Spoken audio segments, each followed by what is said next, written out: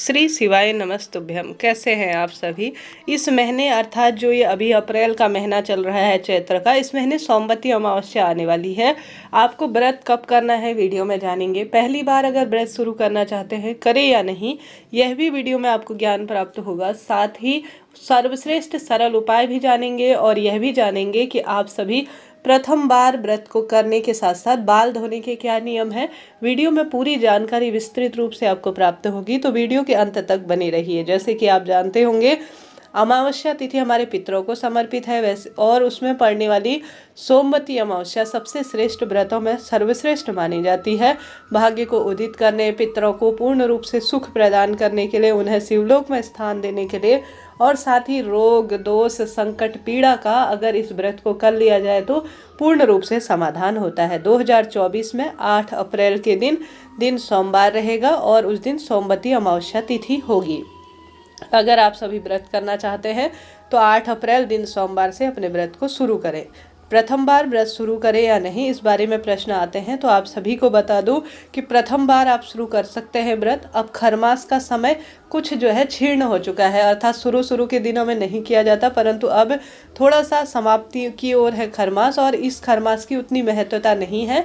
तो आप सही भी जो है साप्ताहिक जो व्रत आते हैं उनको तो करने में ज़्यादा जो है यह समय उचित नहीं है शुरू करने में, परंतु सोमवती अमावस्या जो कि साल भर में 1 या 2 ही हमें प्राप्त होती है, आप सभी इस शुभ समय में कह लीजिए या इस समय सोमवती अमावस्या का व्रत शुरू कर सकते हैं। कोई दिक्कत की बात नहीं है। जो व्यक्ति पहले से व्रत करते आ रहे हैं वह तो अपना व्रत करेंगे ही। तो नए सिरे से सोमवती अमावस्या का व्रत शुरू करना चाहते हैं तो खरमास का समय अब अंतिम समय में है, आप शुरू कर सकते हैं, कोई दिक्कत की बात नहीं है।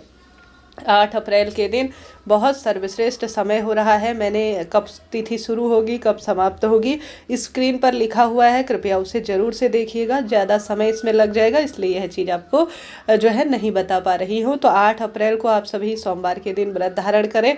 आपको अपनी दिनचर्या अर्थात उपाय किस तरह से करना है ध्यान से सुनिए। सबसे पहले आप सभी को प्रथम रात्रि से ही प्याज लहसुन छोड़ देना चाहिए। ज़्यादा शुभ नहीं माना जाता। जिस भी व्रत को कर रहे हैं मन और तन शुद्ध होना चाहिए। यह चीज़ें शास्त्रों में अनुचित मानी गई है, इनका सेवन ना करें। प्रथम रात्रि साफ स्वच्छ जो है आप सभी भोजन करें। व्रत नहीं भी कर रहे हैं तो इन उपायों को आपको करना ही है। आप सभी ब्रह्म मुहूर्त में गंगा जल मिश्रित जल जो है नहाने के पानी में डालें। कहा जाता है इससे पूर्ण रूप से धर्म अर्थ काम मोक्ष की प्राप्ति होती है और सदा सर्वदा खुशियों के भंडार भरते हैं। सोमवार का दिन है तो लाल पीले रंग के मेरे महादेव को जो कपड़े प्रिय होते हैं उनका चयन करें। प्रश्न आते हैं कि दीदी हम सभी बाल धो सकते हैं या नहीं।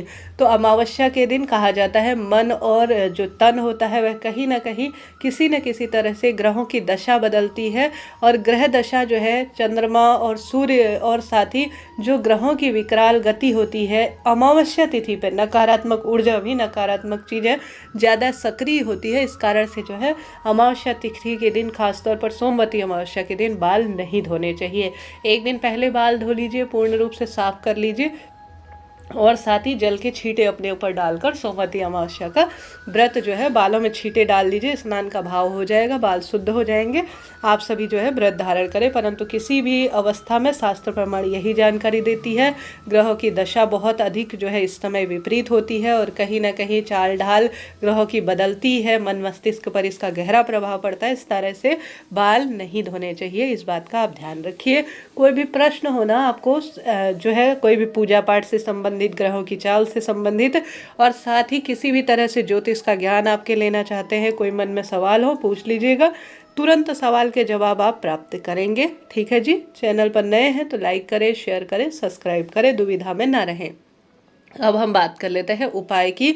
सोमवती अमावस्या के दिन जैसा मैंने आपको बताया, अपने दिन की शुरुआत प्रभु स्मरण से करें। श्री शिवाय नमस्तुभ्यम, ओम नमो भगवते वासुदेवाय, इन सरल से मंत्रों का जिसे चलते फिरते उठते बैठते किसी भी अवस्था में जाप किया जा सकता है। आप प्रयत्न करें कि इन मंत्रों का आप जाप करें।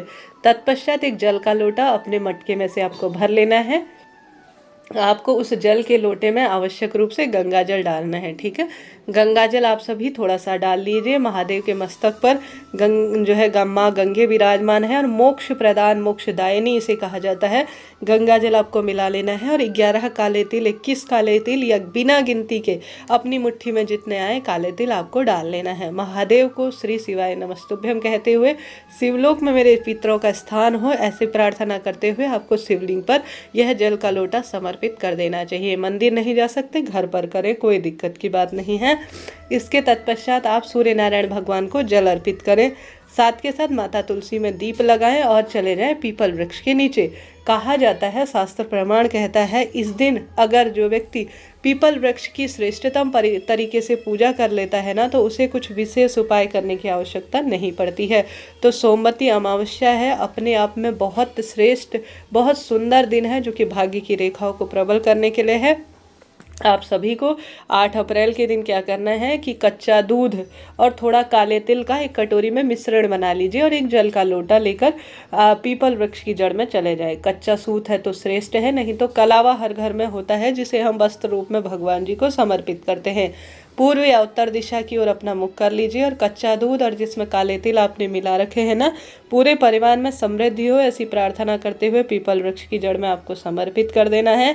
साथ के साथ जल का लोटा समर्पित करें, दीपक लगाएं गोल बत्ती का, घी का, जिसमें आप काले तिल मिला देते हैं तो यह एक सोने में सुहागे के स्वरूप में माना जाता है। नहीं तो तिल्ली का तेल प्रयोग में लें या घी का तेल प्रयोग में लें, इस दीप को प्रज्वलित कर दें। चाहे तो पितरों की तिथि है, एक लंबी बत्ती का दीपक भी जो पितरों के नाम का दक्षिण दिशा की ओर आप सभी जो है पीपल वृक्ष की जड़ में समर्पित कर सकते हैं, अर्थात प्रज्वलित कर सकते हैं। उसके बाद पीपल वृक्ष की परिक्रमा करें। 108 परिक्रमा कर सकते हैं, भौरी देकर कर सकते हैं।